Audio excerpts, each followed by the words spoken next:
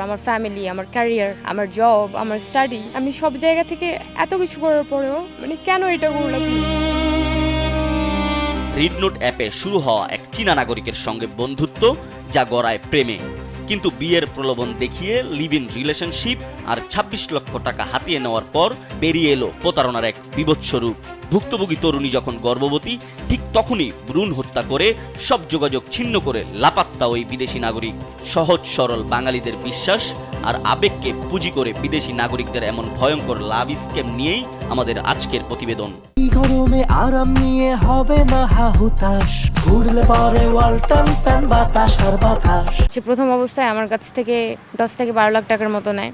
আমি তাকে অনেক টাকা দিচ্ছি, অলমোস্ট 26 লাখ টাকার মতো টোটাল আমি তাকে দিচ্ছি, যে আমার টাকাটা ফেরত দাও।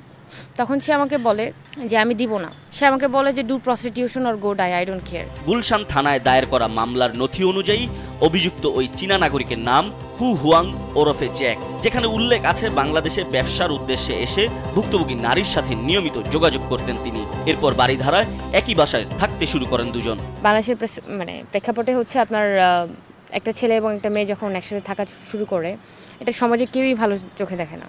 এটা আপনি এলিট ক্লাস সমাজ বলেন বা লো ক্লাস, সব জায়গায়। সে আমাকে বলে যে না, আমি তোমাকে সত্যিই ভালোবাসি, তোমাকে বিয়ে করবো। তার মা সবসময় আমাকে উড বি ওয়াইফ হিসেবে ট্রিট করতো। কেন থাকবে না, আমি তোমাকে বিয়েই করবো। সব জায়গায় আমি তাকে পরিচয় করিয়ে দিতাম যে হচ্ছে আমার ফিয়ন্সে।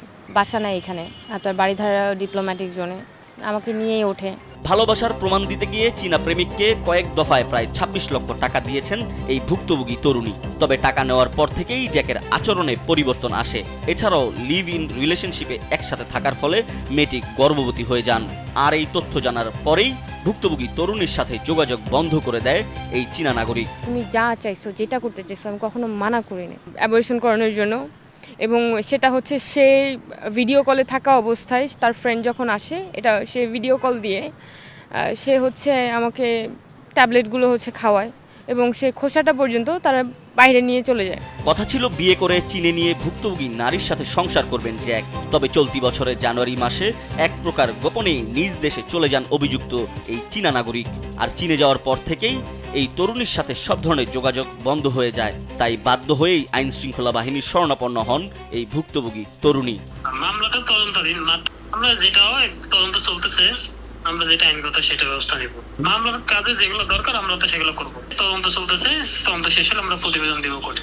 আমাদের দেশের সামাজিক যোগাযোগ মাধ্যম ব্যবহার করে বিদেশি নাগরিকদের প্রতারণার ঘটনা দিন দিন বেড়েই চলছে। বিশেষ করে বিয়ে বা বিদেশে নেওয়ার প্রলোভন দেখিয়ে এদেশের নাগরিককেই বেশি টার্গেট করা হচ্ছে, যা কখনো কখনো মানব পাচারও রূপ নিচ্ছে।